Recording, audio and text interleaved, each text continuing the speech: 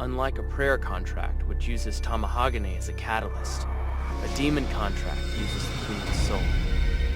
When a demon contract is completed, that person is turned into a demon in exchange for obtaining something they desire.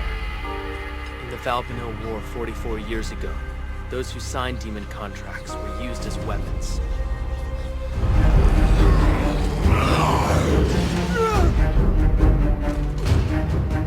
I've commissioned a sacred sword from the blacksmith to keep our nation safe. I just worry it won't be enough to protect us from Valbano's wrath.